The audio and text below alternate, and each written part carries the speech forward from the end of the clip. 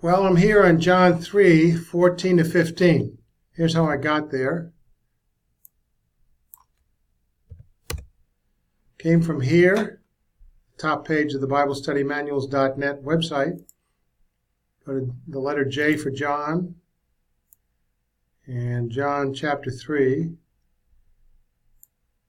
observations, table of contents, on down to John 3:14 to 15.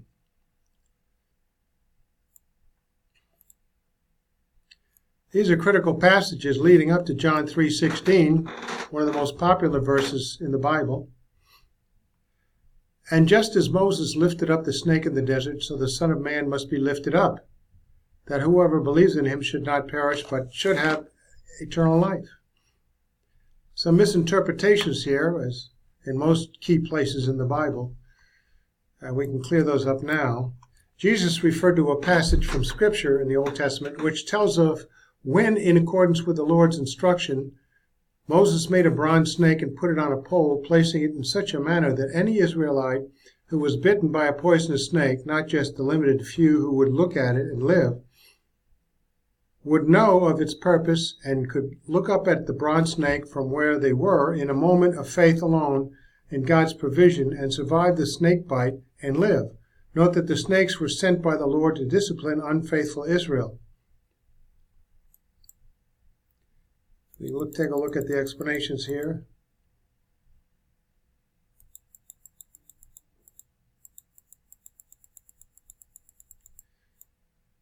Lost a little here. So Jesus referred to this passage, which is in Numbers 21:6-9. They, Moses and the Israelites, journeyed from Mount Hor by the way of the Sea of Reeds, to go around the land of Edom, and the soul of the people became very discouraged on the way. And the people spoke against God and against Moses. Why have you brought us up out of Egypt to die in the wilderness? There's no food, water, our soul loathes this worthless bread, the manna from heaven. Wow. So the Lord sent fiery serpents, venomous snakes among the people, and they bit the people, and many of the people of Israel died. The people came to Moses and said, "We've sinned when we spoke against the Lord and against you. Pray that the Lord will take away the snakes." So Moses prayed for the people. Then the Lord said to Moses, "Make a fiery serpent, send it up on a pole, and it shall be that everyone who is bitten, when he looks at it, shall live." So Moses made the bronze serpent and put it on a pole, and so it was, if a serpent had bitten anyone, when he looked at the bronze serpent, he lived.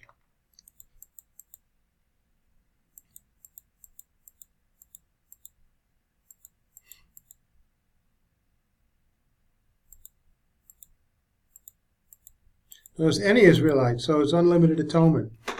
The Old Testament illustration of Moses lifting up a bronze snake on a pole is used to show that in the same way that a look of faith upon the bronze snake saved an Israelite from dying from a poisonous snake bite, so with all mankind in view, whoever exercises a moment of faith alone in the Son of Man, Jesus Christ, being lifted up on the cross to pay for sins, should never have to experience eternal perishing, but should have eternal life.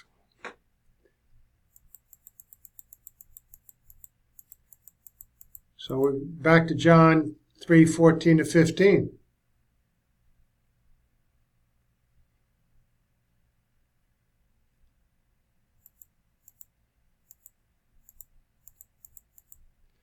Now, the phrase, "the Son of Man must be lifted up," parallels just as Moses lifted up the snake in the desert, such that as the action of the bronze snake being set on a pole in order to provide a means by which an ancient Israelite might view it, believe in the Lord, and be saved from a poisonous snake bite and live, so Jesus Christ, the Son of Man, was to be lifted up in such that an atonement for the sins of the whole world would be accomplished, so that with all mankind in view, whoever believes in him should never perish, should never have to experience eternal perishing, but should be saved from one's sins unto eternal life. The should here is depends upon whether God is reliable, not on whether man believed or not, or his reliable belief. And God, certainly being reliable, definitely will have eternal life.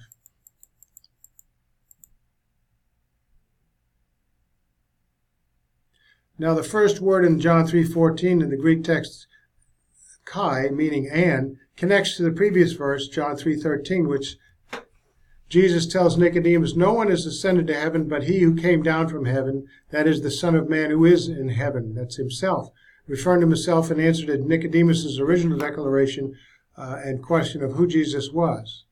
So this is the key subject, the Son of Man and who he is.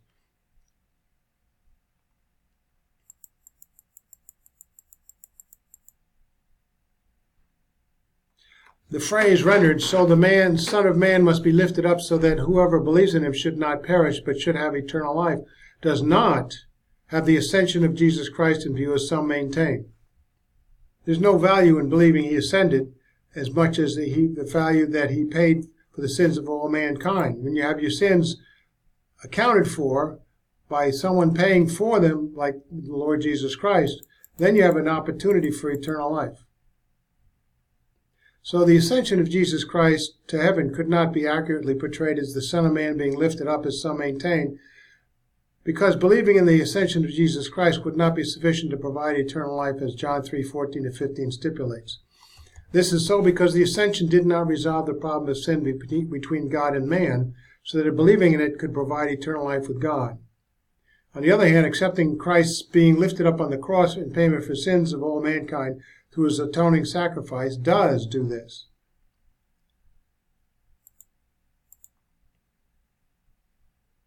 So this, by the way, just as the provision was made by God for any Israelite, so that if he were bitten by a poisonous snake, he would have the opportunity to choose to look upon the bronze snake Moses made and lift it up on a pole, and he would live. So in the same way, provision was made by God for any man, all mankind, so that he has the opportunity to choose to believe in the Son of Man, Jesus Christ, being lifted up in an atoning sacrifice for the sins of all mankind in order to never have to experience eternal perishing but have eternal life. Since all mankind is in view relative to the atonement provision of the Son of Man, especially in light of the absence of limiting words, then the word rendered whoever in John 3:15 refers to all mankind and not just a limited few who would choose to believe, as some maintain. Unlimited atonement.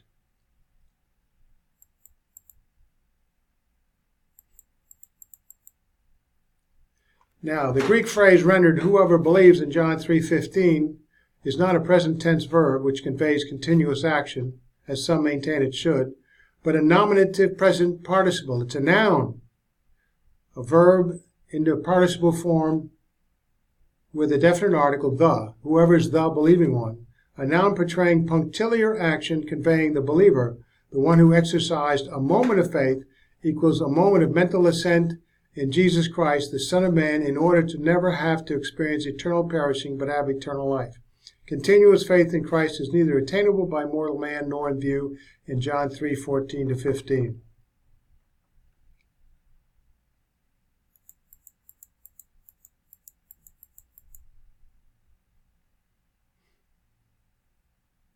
So the Greek words which are rendered whoever believes in John 3:15 in most of the versions, including the NIV, do not contain a simple present tense verb, as some contend, in order to attempt to try to establish that one must maintain a constant state of believing so that one will continue to possess eternal life or lose it. If you possess eternal life for 10 years, it's not eternal life. It's 10-year life.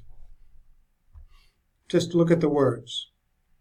It doesn't take a rocket scientist to figure this one out. And there's some dictionaries and grammar books that support this idea about the present tense versus a participle acting as a participle for noun.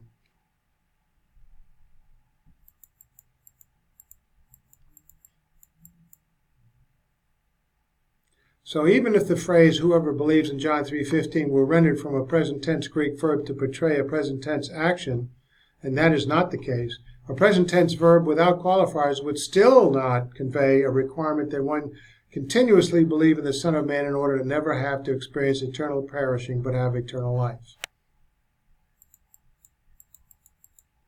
The simple present tense just does not demand continuous action without qualifiers in any language.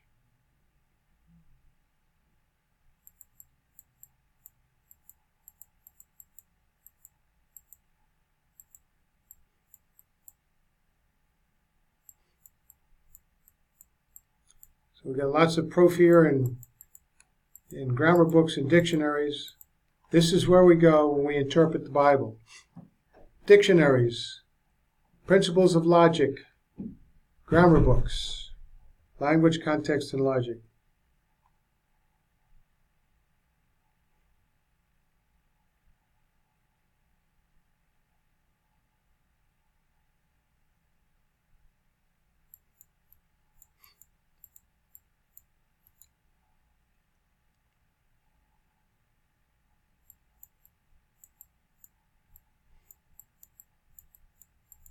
The phrases should not perish and should have eternal life in John 3:15 refer to the certainty of never having to experience perishing in eternal, unending punishment and separation from God, and the certainty of having eternal, unending, godly life with God respectively.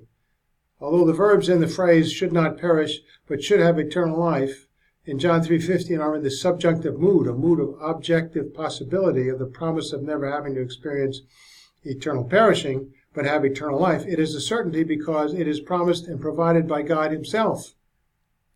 How reliable is God? Absolutely reliable. So the potential there, the objective possibility becomes a certainty because it's God himself who's made the promise and will fulfill it.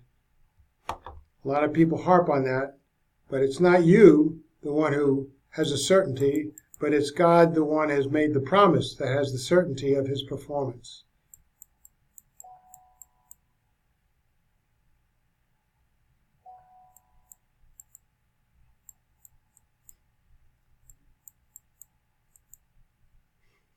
Eternal life, once received, is an intrinsic part of an individual which can never be lost. So if you received eternal life at the moment of faith alone in Christ alone, it becomes an intrinsic part of you. Now, if somehow you can lose it, which the Bible does not teach you can, it would be an intrinsic part of you. How do you lose an intrinsic part of you? You lose all yourself. So, eternal life, once begun in an individual, cannot cease to exist or exist separately from the individual, being intrinsic to the individual eternally. One can never lose it. John 3:16 has the same phrasing in it. So, I have a little study there about eternal life being an intrinsic part of the believer. You can click on that and get some more information. We move right on through from 3:15 to 3:16. For God so loved the world that he gave his one only Son. Notice in 3:15 he's called the Son of Man. Here Jesus Christ is the Son of God. So God so loved the world that he gave his one and only Son, that whoever believes in him should not perish but should have everlasting life, eternal life. So the word rendered for in John 3:16 tied what was previously presented in the Gospel of John to John 3:16, especially relative to being spiritually born from above in the spiritual realm through the Spirit of God via a moment of faith alone in the Son of Man, Jesus Christ, being lifted up on a cross in an atoning sacrifice for the sins of the whole world with all mankind in view. That's 3:15.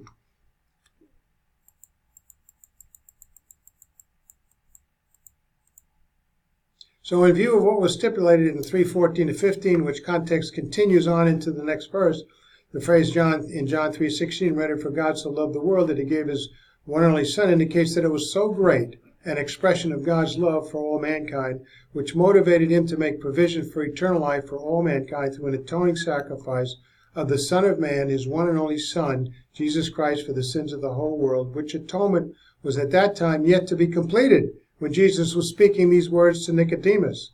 Note that the triune God of the Bible, more specifically God the Father, is in view.